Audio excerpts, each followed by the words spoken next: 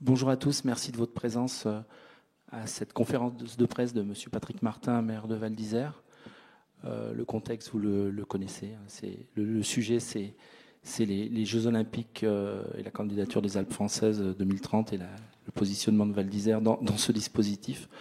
Monsieur Martin va commencer par faire une courte déclaration.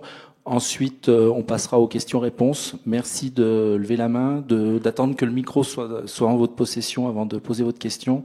Et au moins pour la première question, de vous présenter avec aussi, ça d'habitude, ça se fait pas, et de vous présenter ainsi que le nom de votre média. Merci. Monsieur le maire, je vous laisse la parole. Bonjour à toutes et bonjour à tous. D'abord, en premier lieu, moi, c'est la première fois de ma vie que je fais une conférence de presse. Pour que les choses soient très très claires, mais ça m'a paru important d'être là. Le sujet, c'est effectivement les Jeux Olympiques et Paralympiques de 2030 et la position de Val d'Isère par rapport à ça. Je tiens aussi tout de suite à relativiser les choses. On baigne là-dedans, c'est notre univers, mais il y a la guerre en Ukraine, il y a la guerre en Israël, en Palestine. Il faut ramener toujours les choses à leur juste dimension.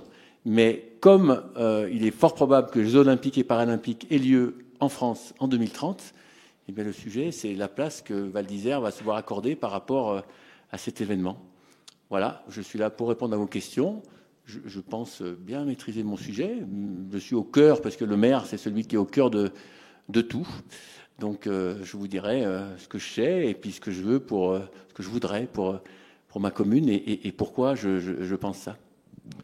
Première question, toujours la plus difficile à poser.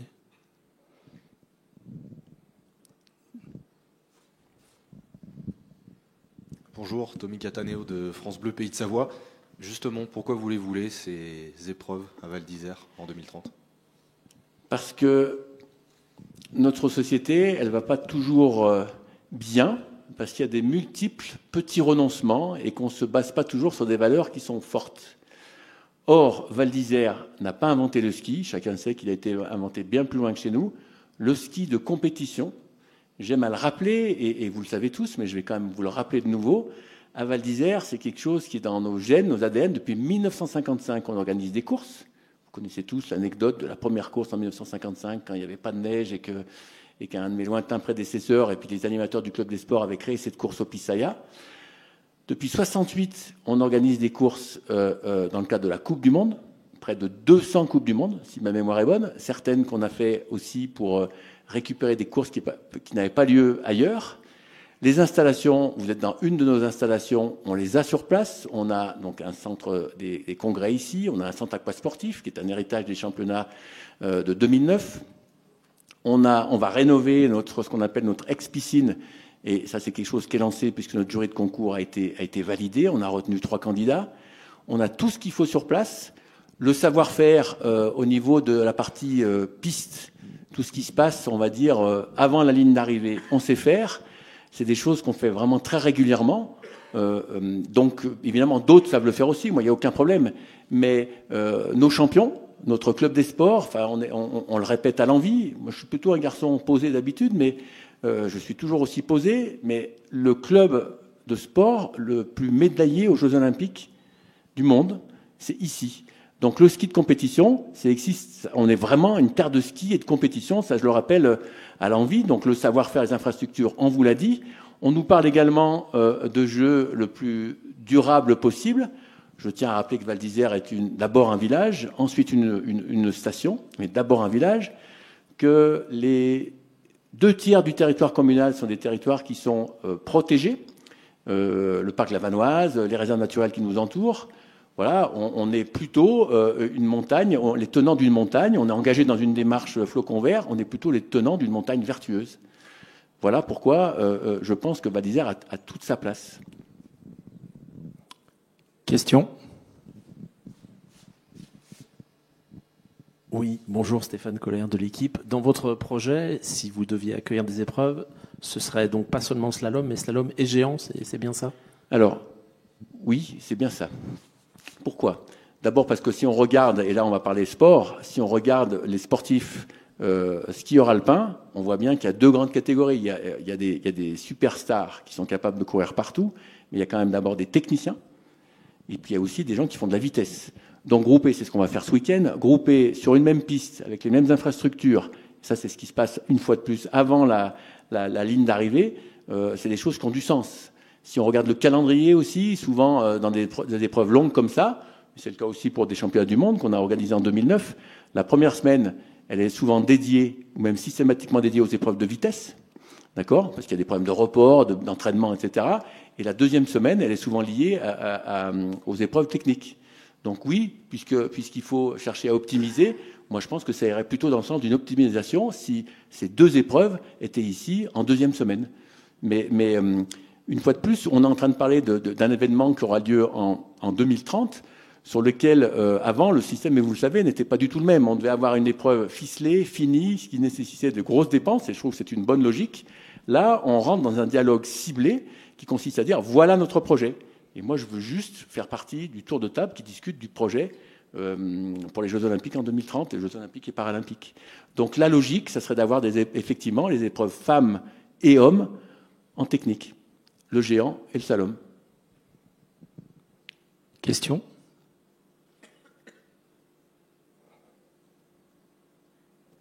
Vous parliez ce matin de tartiflette et de lardons. À quel pourcentage vous estimez la possibilité qu'il y ait à terme des lardons dans la tartiflette? Le lardon, alors c'est dommage, c'est et j'ai beaucoup de respect pour votre profession, quand vous interviewez avec 45 minutes à quelqu'un, je pourrais vous dire aussi Paris sans la Tour Eiffel. Paris sera toujours Paris. Quand il n'y a plus la Tour Eiffel, ça a un petit peu moins de saveur. Je pourrais vous dire un match de foot à Londres, pas joué à Wembley, ou au Maracana si c'était au Brésil. C'est ça que je veux dire. C'est que ça, de mon point de vue, et c'est bien normal, je suis le maire de Val d'Isère, ça aurait moins de saveur. Les Jeux Olympiques sans Val d'Isère, ils auront lieu, ils n'auront pas la même saveur. J'essaye de réfléchir, hein, moi je me projette, j'ai eu la chance de vivre les Jeux de 92, j'avais 29 ans, comme ça vous savez tout pour 63 et 2030 aussi. Il faut, voilà, il faut ce petit plus qui fait que des jeux, ils remportent une adhésion collective. Et puis dans le village, c'est la passion. Hein. Moi aussi, il faut bien voir que mercredi, on me dit, et j'ai rien demandé à personne, on me dit les Jeux Olympiques vont avoir lieu en France, en dialogue ciblé. Pour moi, un dialogue ciblé, c'est une conversation dont on nous explique que le résultat ne pourra pas être porté au moment de la session du CIO en mois de juillet, puisqu'il y aura des Jeux à Paris, donc juste après. Donc septembre, donc on se dit on a 9 mois pour discuter. Et là, comme l'a dit également Jean-Claude Killy dans son communiqué de presse, c'est qu'on a l'impression que la conversation est déjà terminée. C'est pas le cas, je pense qu'il y a une manière à évoquer, je me plierai aux arguments de tout le monde, j'écouterai, je veux juste faire valoir les nôtres et notre histoire. Et quand je vous parlais de petits renoncements ou de références, oui, on a des références solides, je ne vais pas vous dire le contraire, on a ce savoir-faire. Vous le savez aussi, vous observez ça chaque année, le travail de tous nos services, services des pistes, nos moniteurs qui se mobilisent avec nous, c'est quelque chose quand nos volontaires qui viennent régulièrement et dont certains aussi ont été mobilisés ailleurs, voilà, la ressource, elle n'est pas infinie. Nous, on l'a ici et on est performant et on l'a déjà prouvé régulièrement et je ne doute pas une minute qu'on va le prouver encore une fois ce week-end et le week-end suivant, bien entendu. Question, Michel. Bonjour, Michel Roche, Topski News. Au mois de novembre, lorsque le projet a été présenté à Paris, annoncé avec la carte des sites, il y avait uniquement les slaloms sur cette carte. Est-ce que dès le départ, vous avez essayé de vendre une solution Val d'Isère avec celle que vous expliquiez juste avant? Donc, ce qui signifierait que vous n'avez pas été complètement entendu? Et deuxième question, avec qui discutez-vous aujourd'hui dans le comité de candidature Alpes françaises? Alors, 2 questions en une. Non, je n'ai pas cherché à infléchir quoi que ce soit. Il faut rappeler le contexte. On nous explique collectivement que 3 nations sont en course. La France, la Suisse et la Suède. Et que 1, 2 ou 3 vont être retenues pour un dialogue ciblé. Moi, c'est comme ça qu'on m'a présenté les choses. Quand on me dit, et je vous dirai qui après, il y aura des épreuves, mais je vais vous le dire tout de suite, c'est Laurent Wauquiez et Vincent Jay. C'était bien normal, hein, les choses ont été dites comme ça. On n'a pas commencé à discuter quoi que ce soit, puisqu'on n'était pas certain d'être retenu pour le dialogue ciblé. parce que maintenant ça paraît juste une évidence, mais ce n'était pas le cas. On n'était pas certain d'être tout seul. Et dans ma vision des choses, il y avait à construire un programme au niveau opérationnel, au niveau financier, au niveau des sites. Il y a des tas de choses qu'on ne sait pas sur la future organisation. Et c'est bien normal parce que la manière de fonctionner, de préparer une candidature a changé. Moi, ma vision des choses, c'est que c'est maintenant que ça commence. Tout une certaine...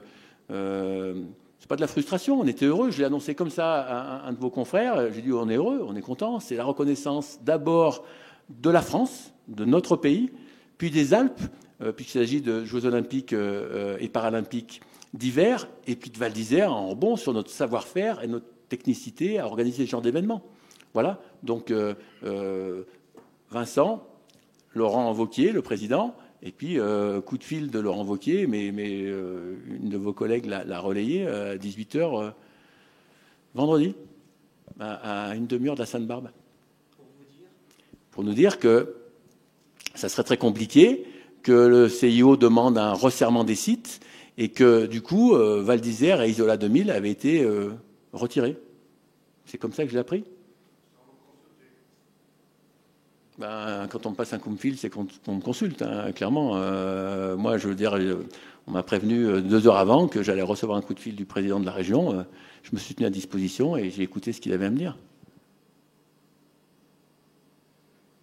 Après, il m'a dit 90% de chance. Moi, vous m'en laissez une seule, je continue à me battre. Hein. C'est mon principe.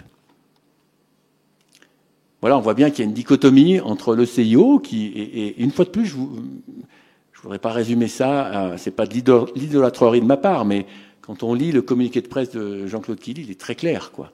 Bien sûr qu'il y a un objectif de rationaliser les choses.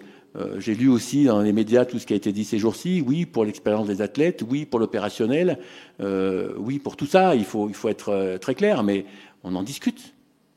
Et pour moi, le dialogue ciblé, c'est maintenant. C'est ça que je voulais vous dire. Je ne sais pas si j'ai répondu à vos 2 questions, monsieur, mais il me semble que oui.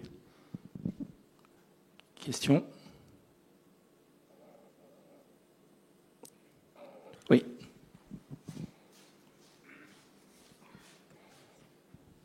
Sylvain Boll de Sport Center en Suisse. Vous avez été un peu rayé de la carte des JO. Hein. C'est quoi concrètement les prochaines étapes maintenant pour vous ? Vous avez dit que vous allez continuer à vous battre, mais concrètement, qu'est-ce que vous allez faire maintenant ? Concrètement, je suis devant vous, vous voyez, donc parce que les médias, c'est quelque chose qui est important aussi pour exprimer, mais très calmement, très posément, notre point de vue. Après, je discuterai, et puis je me plierai aux arguments des uns et des autres, clairement.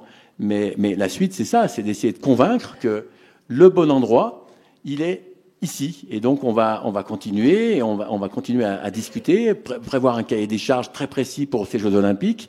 Est-ce que vous savez où va avoir lieu l'inauguration des Jeux Olympiques, la cérémonie d'ouverture ? Moi, je ne le sais pas. Hein. La cérémonie de clôture non plus. Voilà, il y a tout à construire et ça ne se fait pas aussi rapidement que ça. Moi, je veux juste échanger, discuter et faire valoir ce que je vous ai décrit, c'est-à-dire clairement. Et si on s'est approché de nous, parce que c'est pas de moi, mais de Val d'Isère à travers son maire, c'est bien qu'il y avait la conviction qu'on a été en capacité, et on le prouve chaque année, je le rappelle, d'organiser de telles épreuves. On l'a prouvé en 92, on l'a prouvé en 2009, et on le prouve chaque année.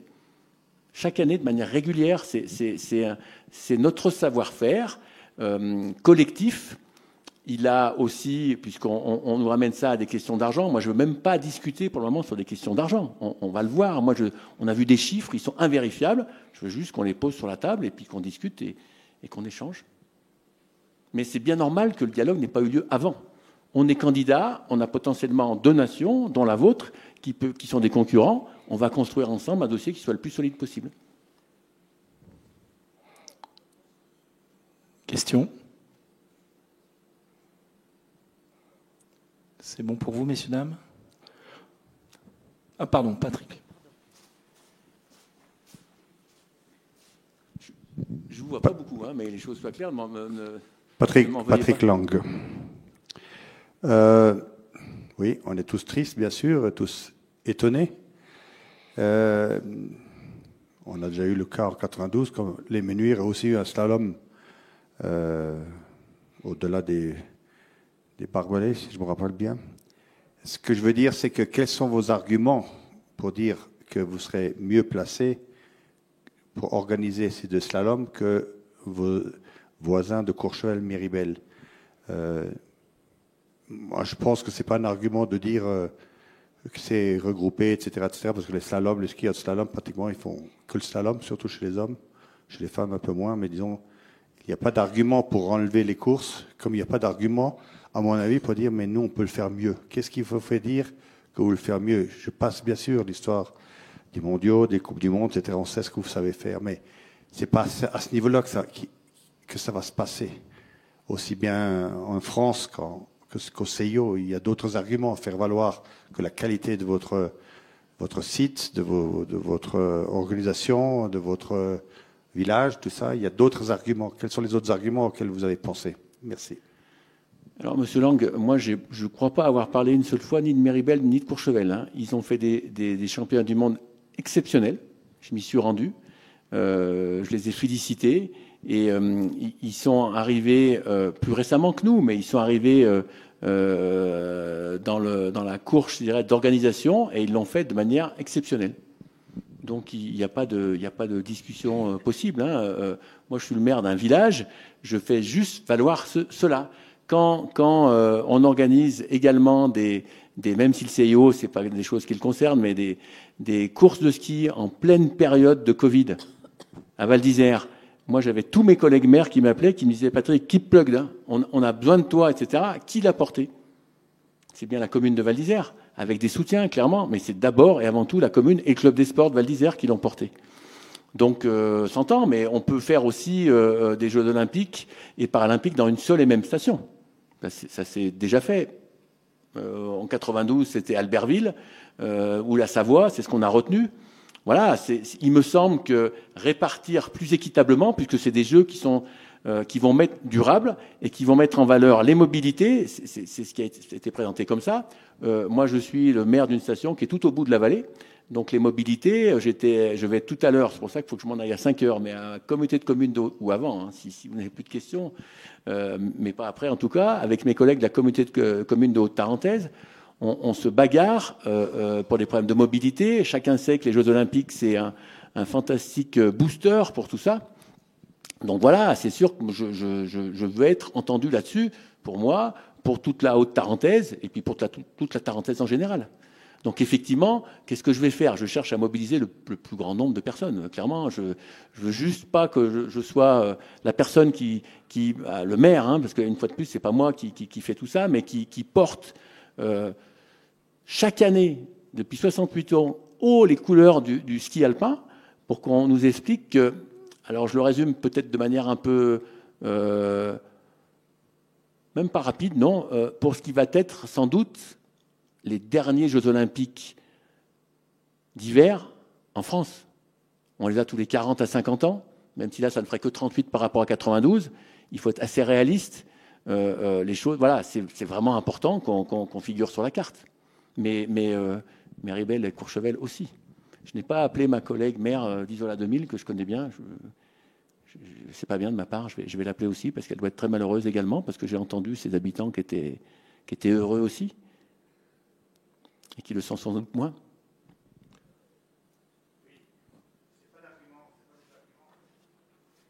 Qu'est-ce que vous... Est-ce que sur le plan politique, il y a un mouvement à faire? Il y a quelque chose à...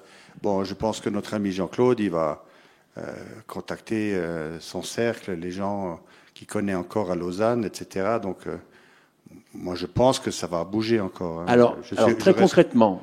Bon, je ne dis pas que vous allez maintenant appeler l'Élysée, mais vous savez... C'est déjà fait, M. Lang, c'est déjà fait. Voilà, donc voilà ce que je voulais entendre. C'est parce que c'est à ce niveau-là que ça se passe. Monsieur Lang, j'ai écrit à la ministre de la Jeunesse et des Sports, j'ai écrit à la Première ministre, j'ai écrit au Président de la République, j'ai écrit au directeur général du CIO. Je veux juste qu'on m'écoute, mais pas moi, qu'on écoute le sport français, et avec ses spécificités, il y en a une pour le ski alpin, c'est ici que ça se passe. Ça se passe aussi ailleurs, hein, moi, il n'y a pas de souci. Mais bien sûr qu'on a fait tout ça. Moi, j'ai un tel respect pour Jean-Claude Killy, que je connais ici, évidemment, depuis 40 ans que je suis arrivé, que sa mobilisation à travers son communiqué de presse Et l'amour qu'il porte à son village, bien qu'il l'ait quitté physiquement depuis un certain nombre d'années, j'étais encore avec lui au mois d'août au lac de Louillette, puisque c'était la classe en 3 et on fêtait les 80 ans de Louis Bonnevie. Jean-Claude, il est venu ici parce que c'est son village. Il vient toujours avec beaucoup de discrétion, mais il l'aime, il le supporte par-dessus tout. C'est clair, mais moi, c'est pas une difficulté. Quand vous avez un grand respect, comme vous, Monsieur Lang, votre voix, je l'entends. Hein, Monsieur Lang, dans le milieu du ski, j'ai souvent entendu. Vous n'avez jamais vu, je ne vois pas bien maintenant, mais je sais, je reconnais le son de votre voix. Voilà, c'est tout. Donc évidemment qu'on va se mobiliser. Voilà, je suis très heureux que vous reconnaissiez ma voix, qui ressemble à celle de mon père d'ailleurs, parfois, on le dit. Mais je trouve qu'il y a effectivement, il faut faire de feu de tout bois, je dirais. La tradition de Val d'Isère, tout ça, on ne discute pas. Le savoir-faire, on ne discute pas. La beauté du site, on ne discute pas. Il y a quelqu'un à un moment donné qui a dit, mais non, il ne faut pas faire ça. Il faut resserrer les sites, mais ça, c'est un mot politique. C'est une opération alibi que Duby fait en disant, je vais faire des jeux resserrés, etc.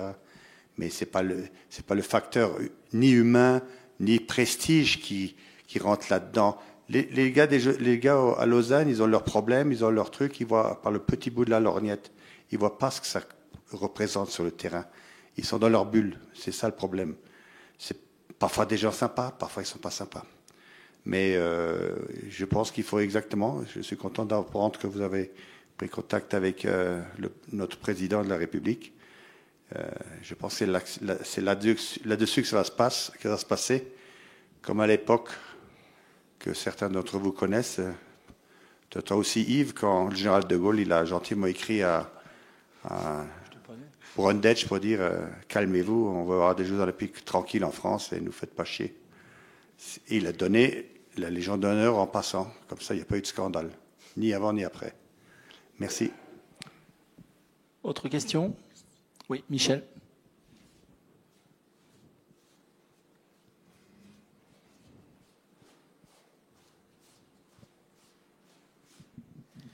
Oui, depuis que je vous écoute, là, depuis quelques minutes, j'ai vraiment l'impression qu'il y a un manque de dialogue dans cette affaire. Est-ce que ce week-end va être une opportunité pour vous pour dialoguer avec le président de région? Sera-t-il présent? Oui, il sera présent et oui, je vais dialoguer avec lui. Donc vous avez une case sur votre agenda pour dialoguer de ce sujet ce week-end? Oui, absolument. Il arrive samedi dans l'après-midi, il sera là présent samedi soir et dimanche sur les épreuves. Nul doute que je vais dialoguer avec lui. Hein. Il n'y a pas de... Moi, je jette la pierre à personne. Hein. On est dans une phase, je vous le redis, parce que je veux que les choses soient super claires, on candidate à finalement aller vers un dialogue ciblé avec le comité international olympique. On le fait, on dialogue, on me sollicite. Je réponds favorablement. Je veux dire, les motions de soutien qui ont été votées par le conseil municipal, par l'Union des commerçants, par les cafés, hôtels, restaurants, par la communauté de communes de Haute-Tarentaise. Tout le monde apporte un soutien unanime dans un contexte des fois difficile par rapport au milieu du ski, par rapport au changement climatique, par rapport à un certain nombre de choses. Tout le monde est unanime. Et on me dit, Patrick, il y aura des épreuves à Val d'Isère. Je dis, parfait. On va commencer à discuter maintenant. J'ai trouvé que mais sans doute il y avait eu un manque de dialogue. Vous avez peut-être raison, mais c'est maintenant qu'on va discuter. Donc oui, j'espère bien. Question ? Non. On va passer aux enregistrements pour les radios. Merci messieurs, dames, de votre présence et de votre attention. Merci à tous.